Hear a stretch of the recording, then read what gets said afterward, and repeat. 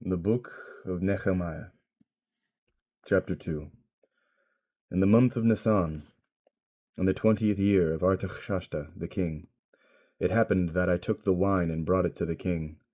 Prior to then I had never appeared sad in his presence. The king asked, "Why do you look so sad? You're not sick, so this must be some deep inner grief." At this I became very fearful, as I said to the king, "May the king live forever.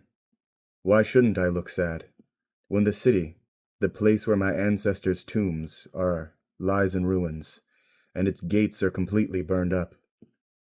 The king asked me, "What is it that you want?" I prayed to the God of heaven, then said to the king, "If it pleases the king, if your servant has won your favor, send me to Yehuda, to the city of my ancestors' tombs, so that I can rebuild it." With the queen sitting next to him, the king asked me, "How long is your trip going to take? When will you return?" So it pleased the king to send me, and I gave him a time.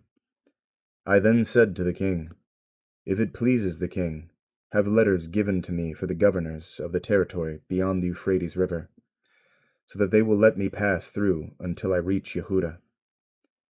And also a letter for Asaph, the supervisor of the royal forests, so that he will give me timber to make beams for the gates of the fortress belonging to the house, for the city wall, and for the house I will be occupying."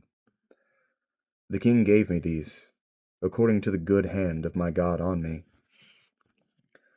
I went to the governors of the territory beyond the river, and gave them the king's letters. The king had sent with me an escort of army captains and cavalry. When Sanballat, the Horoni, and Tobiah the servant, the Ammoni, heard about this, they were very displeased that someone had come to promote the welfare of the people of Israel. So I reached Yerushalayim. After I had been there for 3 days, I got up during the night, I and a few men with me.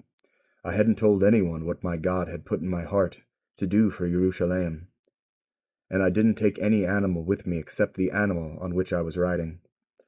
I went out by night through the valley gate, to the dragon's well and the dung gate, and inspected the places where the walls of Yerushalayim were broken down and where its gates had been burned down. Then I went on to the fountain gate and the king's pool, but there was no room for the animal under me to pass. So I went up the valley in the dark and went on inspecting the wall. Then I turned back, entered through the valley gate, and returned, without the officials knowing where I had gone or what I had done. Till then, I hadn't asked anything about this to the Judeans,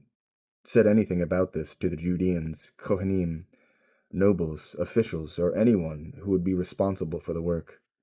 Afterwards, I said to them, "You see what a sad state we are in, how Yerushalayim lies in ruins, with its gates burned up. Come, let's rebuild the wall of Yerushalayim, so that we won't continue in disgrace." I also told them of the gracious hand of my God that had been on me. Also what the king had said to me. They said, "Let's start building at once," and energetically set out to do this good work. When Sanballat, the Horoni, Tobiah the servant, the Ammoni, and Geshem the Arab heard about this, they began mocking us and jeering. "What is this you are doing? Are you going to rebel against the king?" But I answered them, "The God of heaven will enable us to succeed. Therefore we, his servants, will set about rebuilding. But you have no share, right, or history to commemorate in Yerushalayim."